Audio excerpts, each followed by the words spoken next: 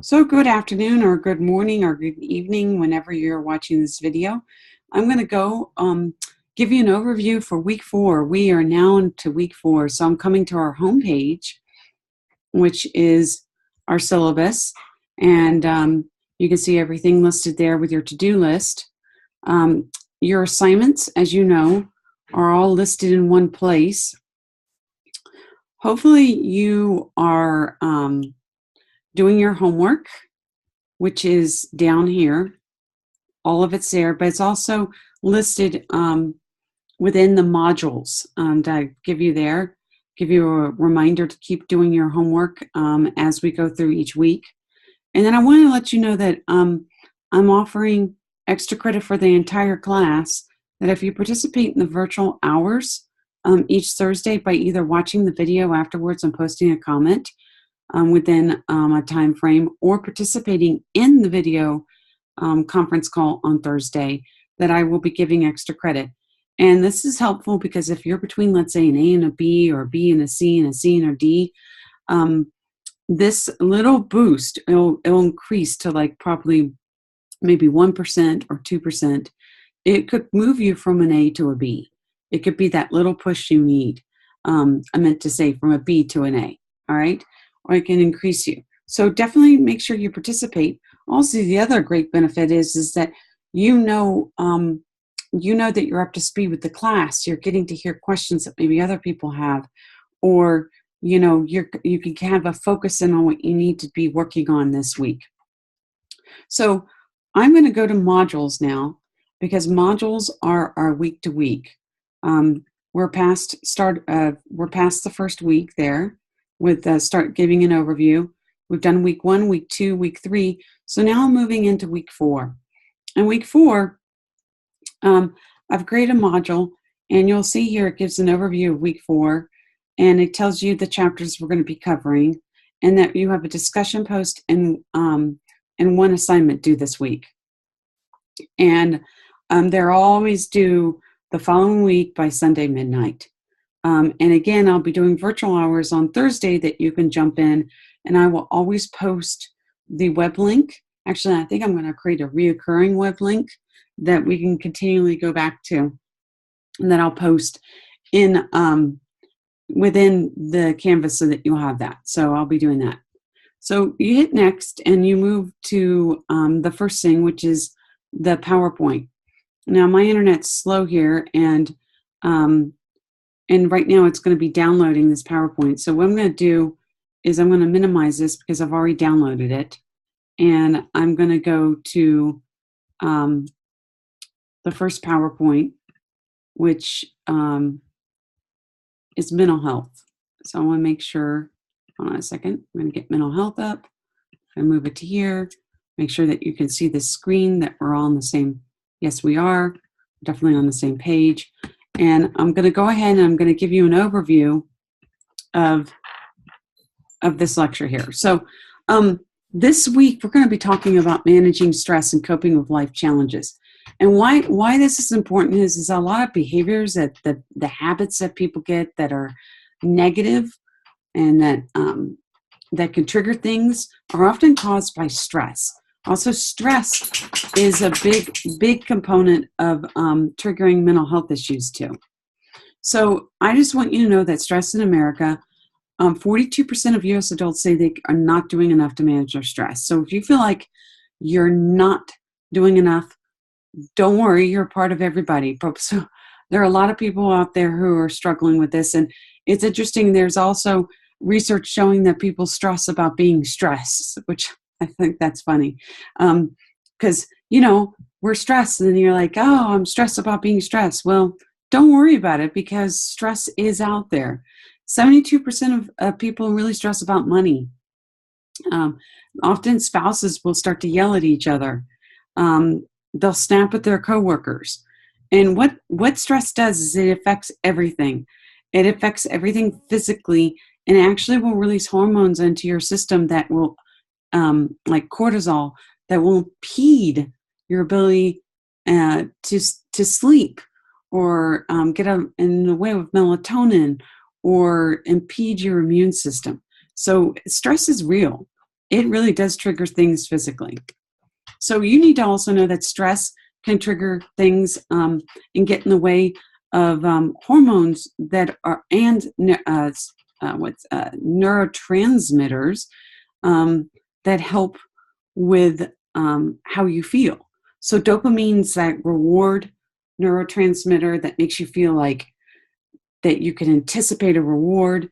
Serotonin's that feel-good one. Oxytocin, I meant to say, is the one that can make you feel kind of like you're comfortable and that you're feeling good. And then you've got adrenaline and noradrenaline. These are the ones that get your heartbeat going. So you can see schizophrenia is the one where people start to feel, hear voices and have hallucinogenic effects. Anxiety is very normal. And this is where you could see high levels of dopamine in schizophrenia and low levels in anxiety. High levels of serotonin and happiness. High levels of serotonin and love. And then you could see fight or flight. High levels of adrenaline and noradrenaline in fight or flight. And then, of course, depression, you can see that there's low levels of dopamine and serotonin in depression. So this is where stress and it can really impact mental health issues too. So there are different types of stress. And so I need you to know that stress is anything that causes physical, social, or from an event that upsets your homeostasis. So homeostasis is having everything be the same. And so stress isn't necessarily bad for you. There are different types of stress. There are your stress, which is positive stress. De-stress is which negative. Acute stress is stress that comes on really fast and sudden. And chronic stress is ongoing stress. So the big thing you need to know is that your body is always trying to adapt. When something happens to you and you have a stress that could be, an animal jumping in front of you, a car slamming its brakes in front of you, a person starting to yell at you, a test anxiety where your heart starts to go up and you can feel all this change in your body with blood pressure and hormones being released like cortisol into your bloodstream. You go through this period where you have this resistance stage where your body's trying to mobilize and to get your body under control. And then once it does that, it goes into exhaustion phase. And so think about it. If you've ever been really stressed, you go through an event, and then afterwards you're so physically exhausted that you can't lift up your head. Or you've gone through 3 weeks of something really grueling, and then afterwards you're so tired. Your body always needs time to adapt and to recover. Now imagine that every single day, someone's going through this over and over and over again. This is called chronic stress, where they're constantly trying to their body's trying to get back into homeostasis. Chronic, where it's ongoing. Acute, sudden, someone slams the brakes in front of you. Someone starts to yell at you once, and you respond. Acute, sudden, chronic, ongoing.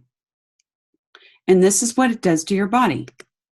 So you really need to understand that there's different phases. There's your resistance phase, where you're trying to return to homeostasis, exhaustion, where you're trying to get back to this. And if you have a constant wear and tear, it starts to wear and tear on your body. This is allostatic load, where it starts to push down. Oh, I want to point this out too. If you're constantly in alarm phase, then your pituitary gland is constantly releasing ACTH, which signals your adrenal glands to release cortisol. And cortisol is the stress hormone. So it's one of those things signaling to your body that you're under attack. So resistance is when it starts to push it out to the body, and it starts to resist an alarm phase and starts to calm it down. After a while, it goes into exhaustion phase, where it stops releasing, and then you start to feel that wear and tear. So remember that your central nervous system is that part, your brain and your spinal cord right down. And your peripheral nervous system are all the nerves around, like, and it's all the yellow part of this slide here. If you're constantly in attack mode, fight or flight mode, or into this alarm phase, your central nervous system is constantly triggering that you need to be on guard. So think again, back to being really stressed. Someone comes up behind you and says, boo, you jump. Or someone comes into the room and you jump, because your central nervous system is geared up to do either one. Your whole body is geared up. So again, there are different types of stress. So acute stress, this is the one that is sudden. This is a series of involuntary physiological responses. So you need to know, this is the one where this is the person jumping out of the airplane, someone breaking hard in front of you. It really is when you're on complete intense overload, in a sense that you're ready to respond, and it's acute and it's sudden. So you need to know that if you're constant in stress, what's that called? That's called chronic stress, where it keeps on going and your body keeps on starting that signal over and over and over again. So chronic stress, you start to feel tension headaches, migraine headaches. You might have dry mouth. You might grind your teeth. I mean, grinding your teeth is a sign of chronic stress. Stomach aches, GERD, where you have that GERD where there's acid reflux, if it's not related to bacteria, but it's just related to like stressful situations. Your whole GI system can be affected. Your hands and your circulation can be affected. So that's one of the things that can happen. And so think about what stresses you. I ask you to do a little short survey this week on what stresses you. I ask if it's money, is it work, is your family, what's not on here is school. What stresses us? And again, I go back to, if you're one of the 42% that says stress is interfering with your life, or you know someone who's constantly stressed, it's not abnormal. And so I'm going to say again, don't worry about being stressed. It's part of life. It's how we handle stress, how we get it and manage it and recover from it. That's where the energy needs to be put into it. It's not worrying about the fact that we're stressed. It's saying, admitting it, I'm stressed. And what am I going to do to help myself alleviate that stress? So some of those things that you could do is breathe, which I know sounds very simple, but breathing is huge, because if you breathe, you actually start to slow down your cardiovascular system. You slow down your central nervous system, and you take your body out of fight or flight mode. So next time someone feels stress or you're feeling stress, put your hand on your stomach or on your chest. Are you breathing? A lot of times you'll find that people will hold their breath when we're stressed. This is normal. Take a deep breath, hold it in for 4 seconds, and then blow it out for 8. Breathing is huge in reducing our stress. And meditation, which is basically taking time to do about 5 minutes of breathing, where you just focus in on the breath, will actually train your body to quickly go into a relaxation mode faster. Yeah. So people who actually practice breathing are better at recovering when under stress. There's a lot of research out there that shows this. So this is the other type of relaxation where people lie on the floor. Anyone familiar with yoga? This is called Shavasana. It's where you really focus in on releasing every muscle in your body and you begin to relax. And again, 20 minutes of this, 10 minutes of this, 5 minutes of this today, every day. I don't care when you do it. It could be even in the car, obviously not laying down when you're in the car, but practice breathing throughout the day. When you feel like you're holding your breath, practice it. Practice releasing it. Same idea of doing this at night maybe can also help you get ready for sleep. So the big thing is and I'm not going to do a poll everywhere. If we do a face-to-face class, I often do a poll everywhere. But instead I'm doing a survey monkey where you're going to vote in on what causes stress. But you have to know that stress also triggers mental health illness. Besides physical illness, stress also can trigger mental health illnesses. So I think it's really important that I go over some of the mental health illnesses that are very common. You need to know that 1 out of every 5 adults in the United States has a mental health condition. 50% of Americans will meet the criteria for a diagnosable mental health condition. And so these are conditions that are diagnosed and receive treatment in the DSM-5, which I'm going to show. And then of those half, some will, and half of those will develop conditions by the age of 14. So it's very, very common for people to start to have conditions that are diagnosed when they're a teenager. So let's just say, for example, schizophrenia, that one has actually late diagnosis. That one usually comes in around 18, 19, 20 years old. But a lot of these conditions are diagnosed earlier.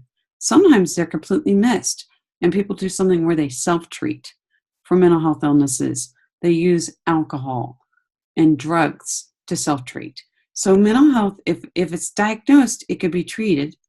And I think that's really important. People need to do self-referrals or know when to help someone to get them into a medical professional, a mental health professional, I meant to say.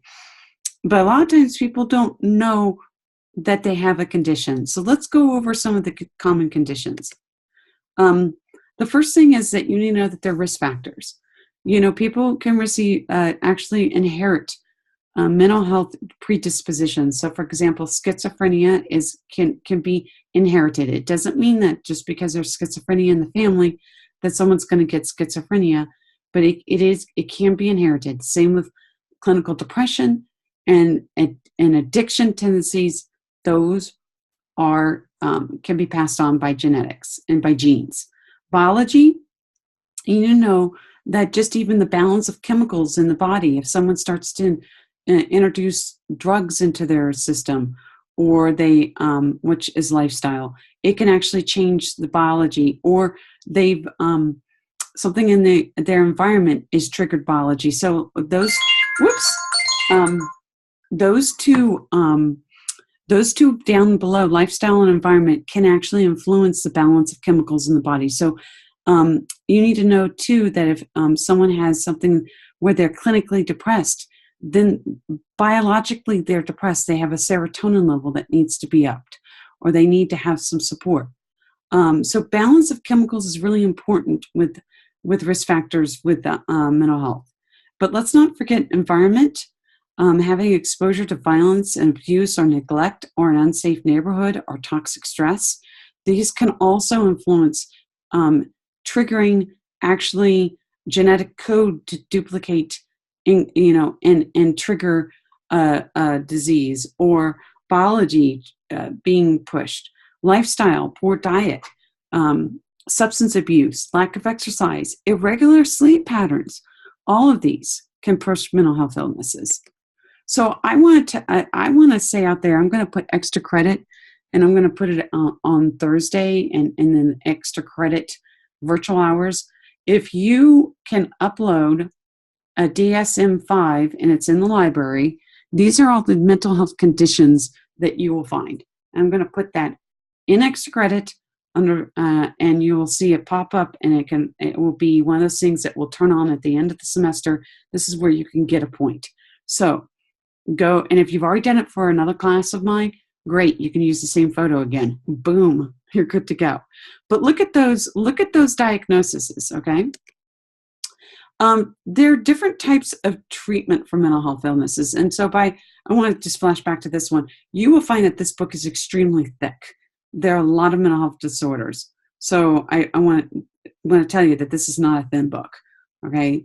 There are a lot of mental health disorders.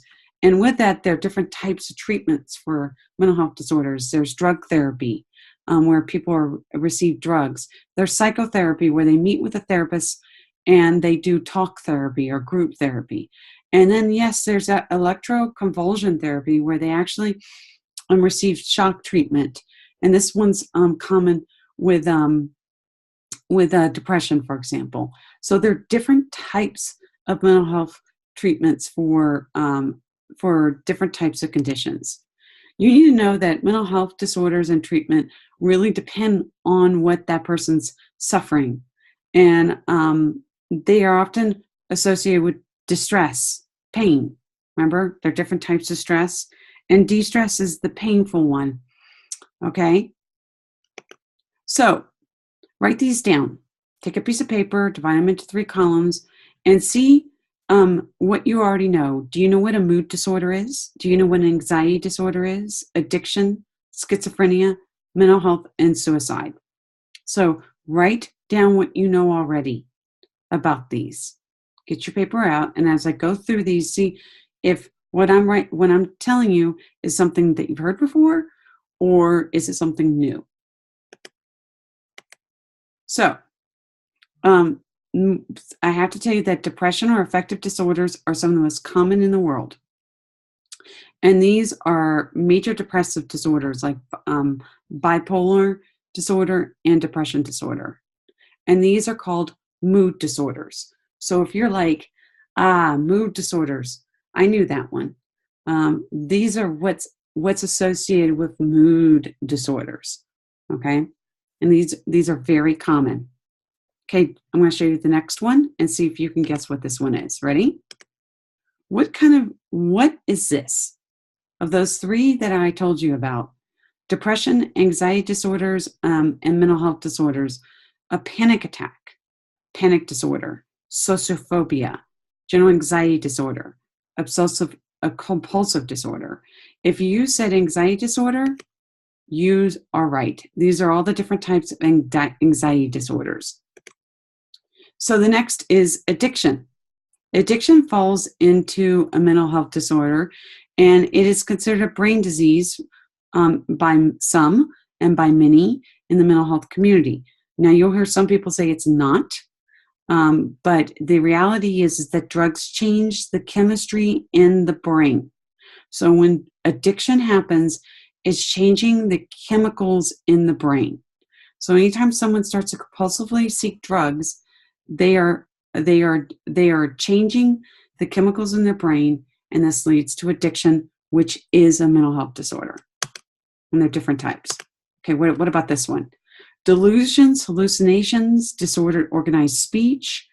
There's a strong genetic component. What is this? If you said schizophrenia and other psychotic disorders, you were correct. These are all associated with hallucinogenic hearing voices. Okay.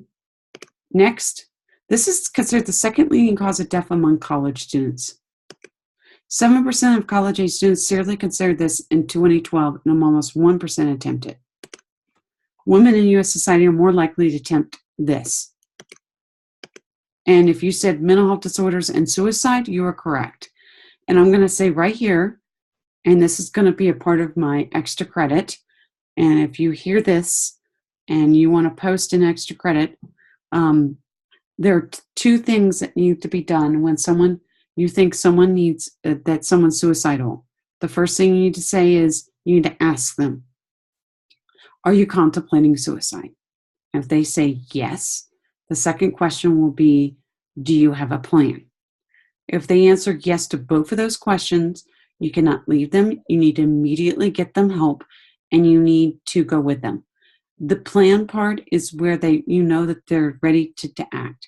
If someone says yes to the first question, you need to really get them into mental health support, and you need to ask them what's going on that they would even think about suicide. It might even be that they're on some medication that has some bad side effects. Believe it or not, SSRIs, which Prozac, can have a side effect of increasing someone's um, uh, thoughts of suicide. So it could even be with the medicine they're taking. So be very cognizant of that. There are two questions. The first is, are you thinking about suicide? And the second is, do you have a plan?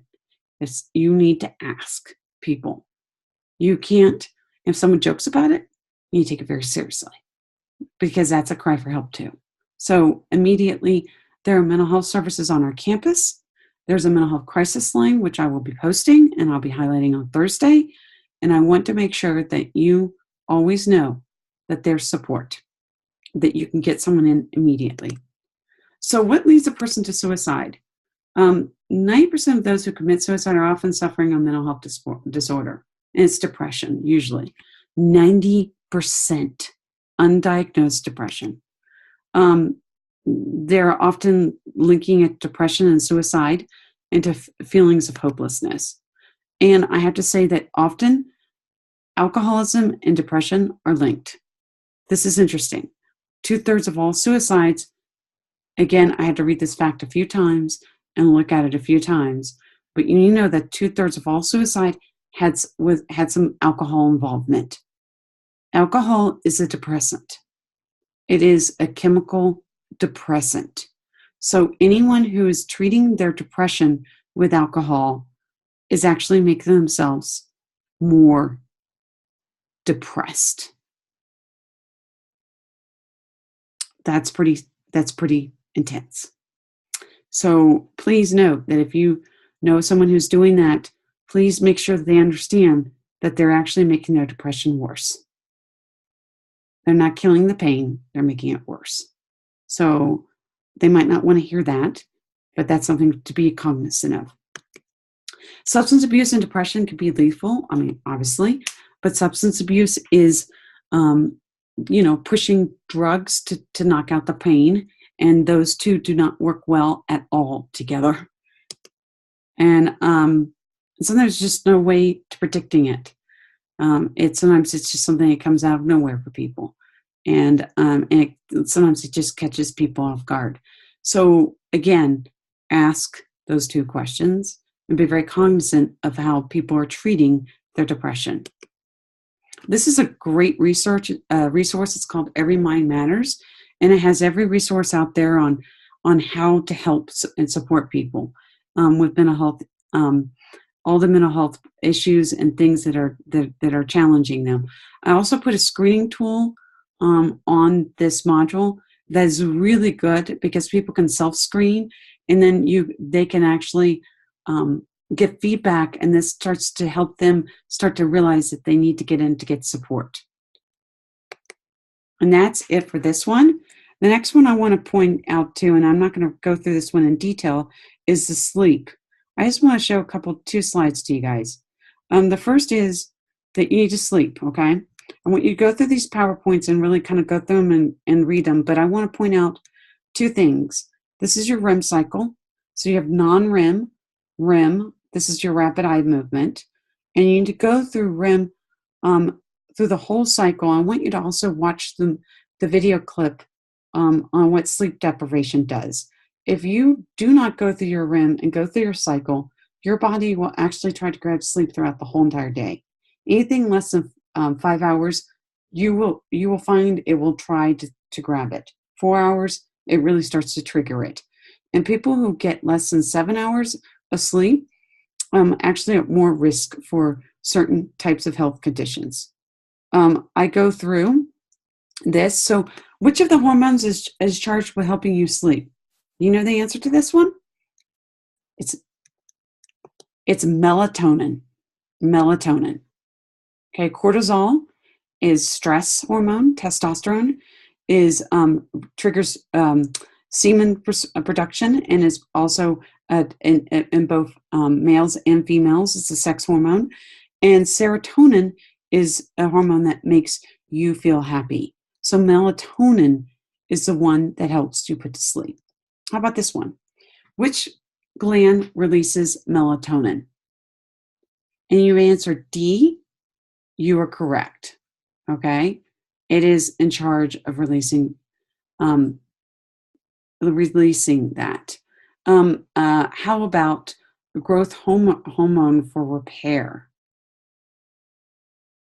Growth hormone for repair. How about which of the gland helps with immobilization? It's your pons. The structure of sleep has two states, non-rapid eye movement and rapid eye movement. And you could go through these and see how much sleep do you really need. And the one thing I want to point out is that caffeine promotes alertness.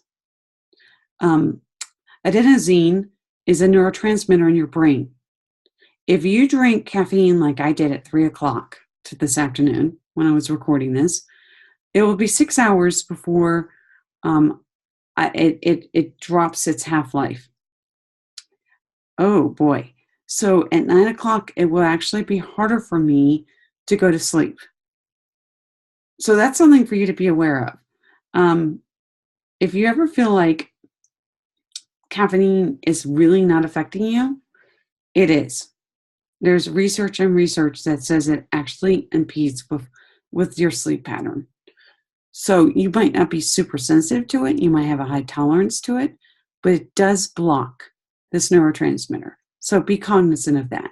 If you have any sleeping problems, please cut back your caffeine and make sure that you do not drink it late in the day. 3 o'clock obviously was too late for me to do that. No, I'll be fine. But you get it. Okay? So I want you to go through the rest of this and look at the different sleep disorders. And what I'm going to ask you to do is from there, I'm going to go back to my desktop. And I'm going to close this one. And I'm going to go back to the modules. And I'm going to go through the rest of the modules real quick. I want to make sure you see this. So if you look at the whole entire module for week 4, you'll find that I have spiritual health. I'd like you to just go through those slides. Sleep is on there. How sleep affects your memory. I can't tell you how important it is to watch this video because getting your sleep before a test is really critical. Meditation gives you a little short video on meditation. Building your resiliency, your ability to get through something and then get through that, and then it will actually build your resiliency and actually make you a stronger person. There's a TED Talk on sleep that is super good. Watch it. It's very short and it's excellent. Here's your homework. Now, let me tell you something. This homework's not due to December 1st, but why wait? Do it now. That makes sure that you're on top of the material and you actually learned it, right? So take it. You can take it as many times as you want. Just take it and see how you do. And then right before the quiz, make sure you come back and take it again. These are your 2 items that are due this week. You have a discussion post where I'm going to ask you to take a quick survey.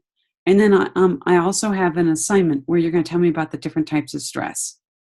And then last but not least is a mental health screening tool that you can go through. And this is something you can you can actually use in life to have people take this. And this will kind of get them a self-awareness of whether they need to go in for support or kind of get them cued into what's going on. So I put those all there for you. And so go ahead and work on these. And these are all of this is not due till next Sunday by midnight. And the deadlines are firm. Now, we're in week 4. We're going to stick to our deadlines. So if you have any questions, please make sure to Canvas message me. Jump in the virtual hours that are on Thursday. And have a great week.